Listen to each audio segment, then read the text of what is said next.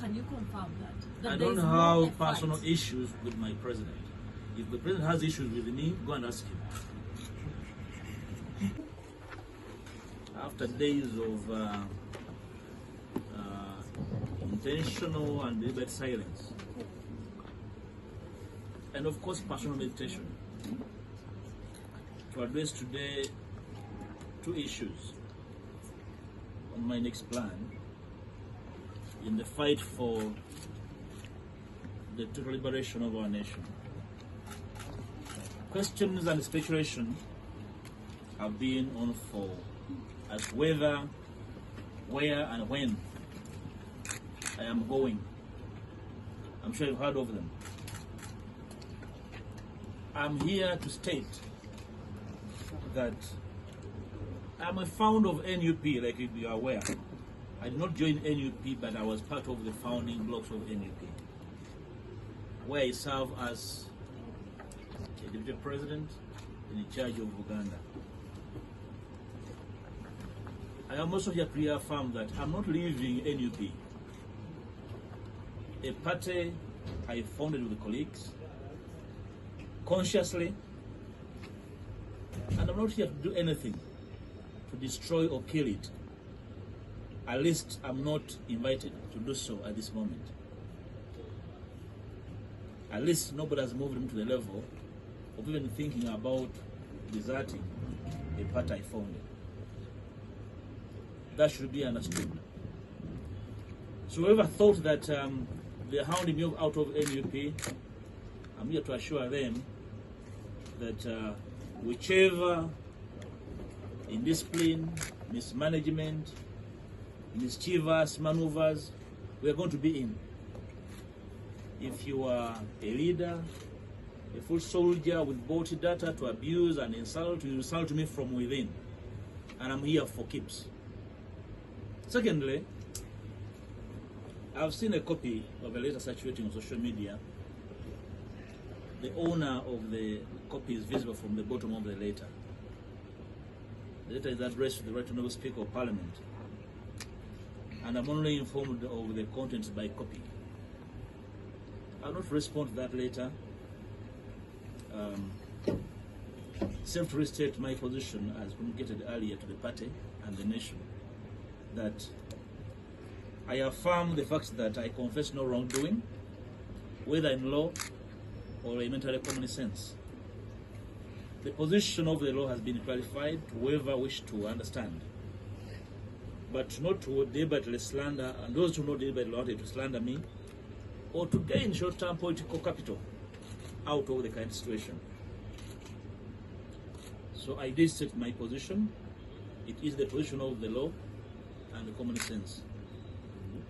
I wish to reassure all comrades in the struggle for a fair Uganda that my commitment has never waned. That I am not and shall never be part of any form of corruption. I've never been indicted of corruption. I am never corrupt, and nobody will invite me into corruption. So when we find ourselves disagreeable on anything in our midst, as a party, as change-seeking forces, we must find mechanisms for mature resolution, which is different from grandstanding and desire to settle political scores at the expense of reputations of comrades with whom we struggle to offer the country better leadership. Ugandans must be encouraged, and I'm here to encourage Ugandans at all times to question the decisions of their leaders, especially those in higher offices that make a decision on their behalf and acting on their behalf. In the current circumstances, it's not difficult to tell that the objective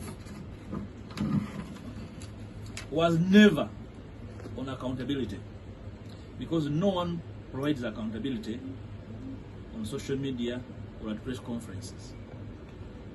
The previous days have cast much doubt within the Ugandan populace and our partners beyond our borders is whether our party is capable of handling Hominga's tasks of liberation and effecting solutions to the political and social challenges of our country.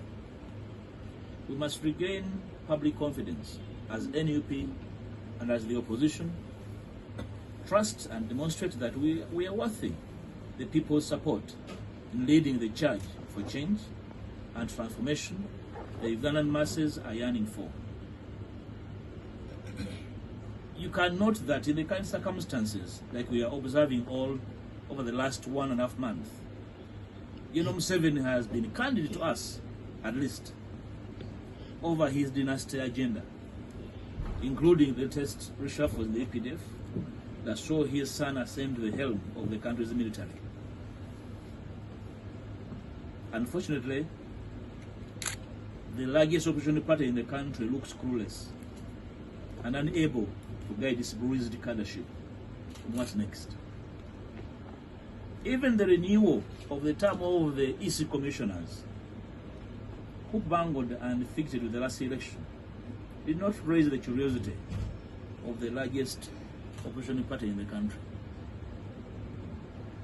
Let me now assure the entire NUP leadership, membership and supporters and the general public that NUP is my party, and I harbor no intention whatsoever of leaving, like I said. And the next days or weeks, I will embark with the colleagues that concur with the challenges in the party on a program to reform the party and make it a credible party and a competent as a party or as a government in waiting. I am aware of our supporters in the diaspora that are very desperate. I'm here to appreciate you. Your immense support is appreciated in building our younger party and the quest for a new Uganda in general. I am aware the diaspora interacts with a lot of information, but largely a lot of misinformation, targeting their justifiable desperation for change.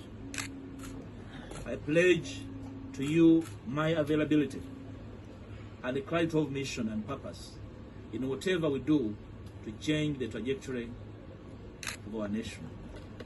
Ugandans in the diaspora are desperate to cement their contribution towards change beyond social media commentary and material support, which seem to be a major preoccupation of many leadership here in Uganda.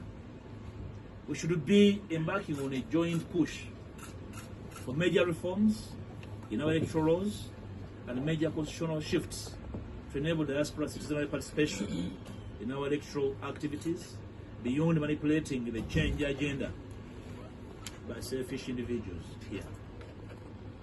By the end of the planned NUP reform process that I've pledged, arbitrary, obscurantist, and deviant work methods, lack of internal conflict resolution mechanisms, nepotism, corruption, greed, and abuse of office, including extortion and blackmail, will be a thing of the past.